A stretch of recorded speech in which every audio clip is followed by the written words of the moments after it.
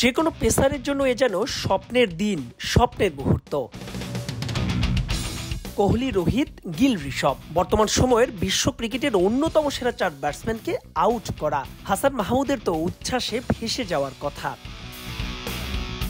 কিন্তু সে আনন্দে বাদ সেধেছে অশ্বিন জাদেজার 195 রানের পার্টনারশিপ। 144-এ 6 উইকেট তুলে নিয়ে যে মোমেন্টাম পেয়েছিল টাইগাররা, দিন শেষে তা ধরে রাখা সম্ভব হয়নি। কেন, তারই ব্যাখ্যা দিলেন পেসার হাসান।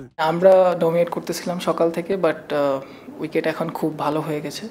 সো বোলাররা চেষ্টা করতেছে রান কিভাবে বাউন্ডারি মিনিমাইজ করে বল করা যায়। বাট একটা সময় মোমেন্টাম ছিল আমাদের দিকে, বাট এখন শিফট হয়ে গেছে ওদের দিকে। বাট অবশ্যই এটা game of cricket, anything can happen now. Maybe ইনশাল্লাহ টুমরো আবার আমাদের দিকে ফিরে আসতে পারে, বাট আমাদের চেষ্টা থাকবে আমরা যাতে রান চেক দিয়ে বল করতে পারি। শেষ সেশনে ওভার প্রতি ভারত রান তুলেছে 5-এর ওপরে। কিছুটা কি ক্লান্তি ভর করেছিল ক্রিকেটারদের ওপর? জবাবে হাসানের অকপটে শিকার। আমরা আরেকটু বাউন্ডারি মিনিমাইজ করে বোলিং করাটা খুবই দরকার ছিল। আরেকটু গুছিয়ে বোলিং করতে পারলে হয়তো রান আরেকটু কম হতে পারতো, বাট চেষ্টা করতেছি আরেকটু যাতে গোছায় বোলিং করা যায়।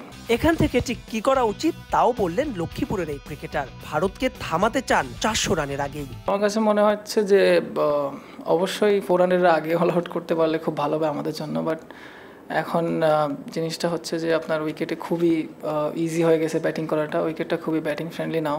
সো আমরা চেষ্টা করতেছি যাতে কীভাবে প্রেশারটা বিল্ড করা যায় ইকোনমি বোলিং করে। তো কালকে ইনশাল্লাহ এটাই করবো। পাকিস্তানের পর ভারতের বিপক্ষেও কি হবে 5 উইকেটের মাইলফলক স্পর্শ করা? তবে ওসব ব্যক্তিগত অর্জন নিয়ে আপাতত ভাবছেন না হাসান, বরং মনোযোগের পুরোটাই রাখছেন দ্বিতীয় দিনের প্রথম সেশনে। টেস্ট ম্যাচে উইকেট পাওয়াটা খুবই আনন্দদায়ক আমার কাছে।